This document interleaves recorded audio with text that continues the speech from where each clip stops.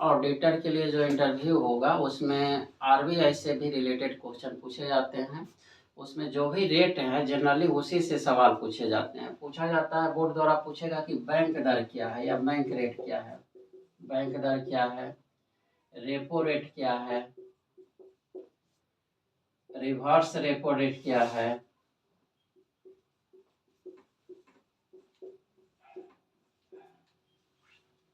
CRR क्या है, SLR क्या है। ये अक्सर स्टूडेंट से पूछ लिया जाता है। इसमें से कोई ना कोई स्टूडेंट से पूछा ही जाता है और इसको बहुत सामान्य भाषा में बोला जाता है।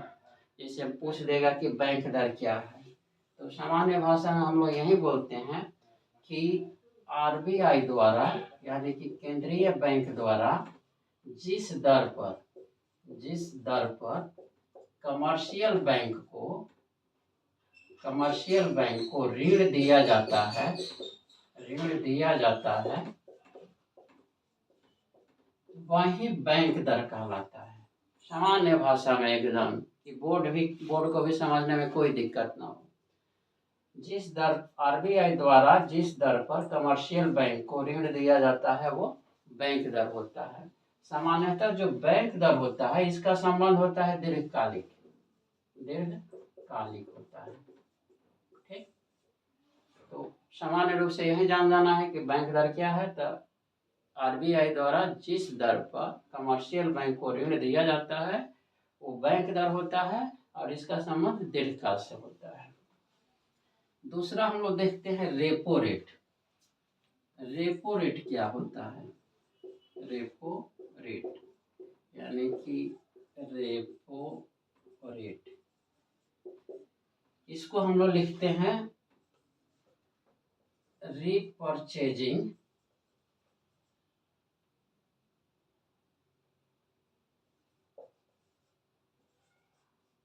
Option rate.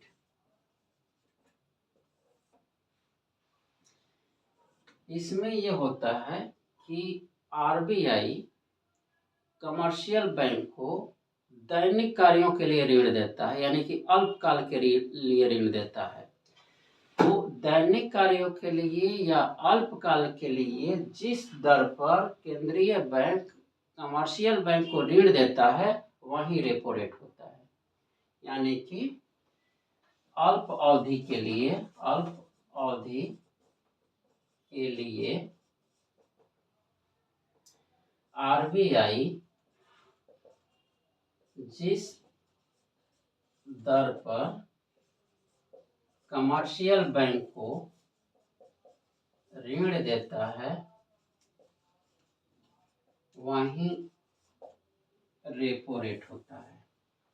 जैसे किसी बैंक को दैनिक कार्य के लिए पैसे की जरूरत पड़ गई तो कहीं से और उसको तो मिलेगा नहीं तत्काल में, तो वो तत्काल में आरबीआई से लेता है और आरबीआई जिस रेट पर उसको वो देता है ऋण वही रेपो रेट होता है।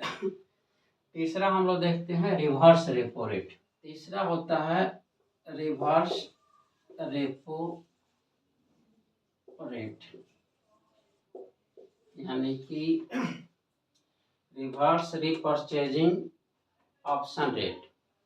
इसमें क्या होता है कि कमर्शियल बैंक जब दैनिक कार्यों को कर लेता है तो उसके पास बहुत से राशि बच जाती है, तो उस राशि को वो केंद्रीय बैंक के पास जमा करता है और केंद्रीय बैंक उस राशि को जमा करने के लिए जो ब्याज दर देती है उसी को हम लोग रिवर्स रेपो रेट कहते हैं। यानी कि कमर्शियल बैंक अपने अतिरिक्त राशि को जिस दर पर आरबीआई के पास रखती है वही दर रेपो रेट कहलाता है। कमर्शियल बैंक जिस दर पर अपने अधिशेष राशि को आरबीआई के पास रखता है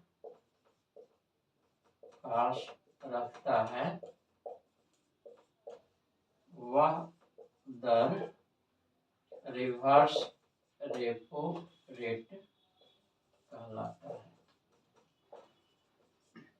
इसमें होता क्या है कि कोई कमर्शियल बैंक दिन भर कार्य किया, दैनिक कार्य किया और इसको उस दिन बहुत से राशि बच गई, उस राशि को वो आरबीआई के पास जमा करता है।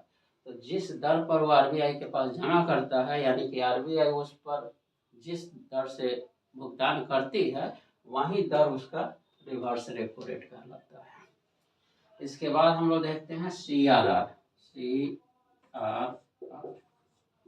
CRR यानी कैश रिजर्व रेशियो।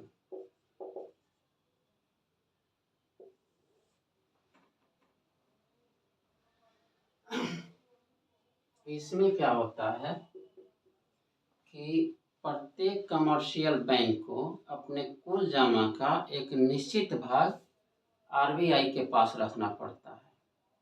तो जो भाग आरबीआई के पास रखना पड़ता है वही भाग कैश रिजर्व रेशियो कहलाता है, यानी नगद आरक्षण अनुपात।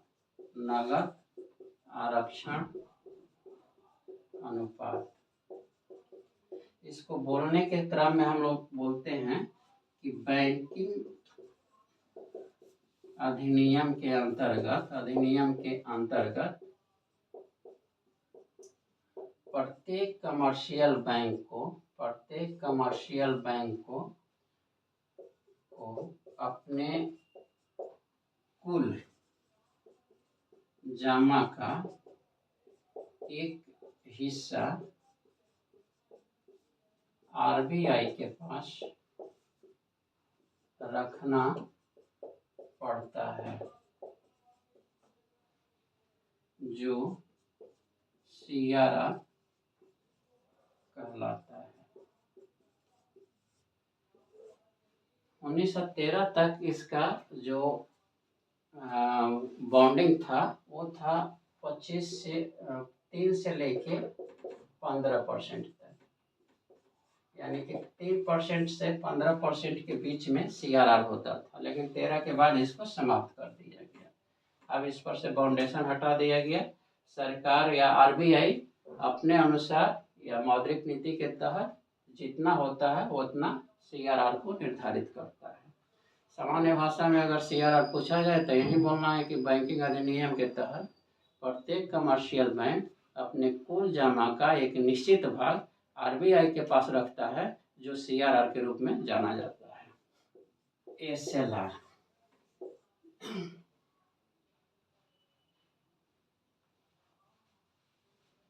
इसको हम लोग कहते हैं स्टैट्यूटरी लिक्विडिटी रेशियो, यानी कि वैधानिक तरलता अनुपात। ये क्या है? इसमें होता है क्या कि जैसे CRR था कि कमर्शियल बैंक अपना कुल जमा का एक हिस्सा आरबीआई के पास रखता था, तो SLR में क्या होता है कि प्रत्येक कमर्शियल बैंक अपने कुल जमा राशि का एक निश्चित हिस्सा अपने पास रखती है। ये हमेशा तरल के रूप में, चाहे नगद के रूप में हो, सोना के रूप में हो या प्रतिभूति के रूप में हो, हमेशा वो एक निश्चित भाग एट ए टाइम अपने पास रखती है, जो SLR के रूप में जाना जाता है। ये रखने का उद्देश्य ये होता है कि कमर्शियल बैंक के जो ग्राहक होते हैं वो अचानक अगर अधिक अपने राशि का डिमांड कर दे तो कमर्शियल बैंक उसको दे दे। इसलिए कमर्शियल बैंक अपने पास कुल जमा का एक निश्चित भाग रखता है, जो SLR के रूप में जाना जाता है। इसको भी परिभाषा के रूप में बोलेंगे कि बैंकिंग अधिनियम के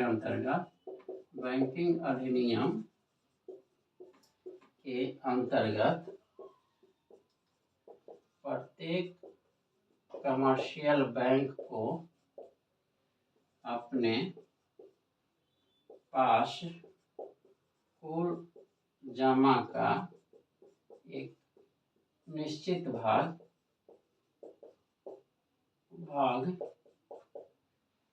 नगद, स्वर्ण या प्रतिभूति के रूप में रखना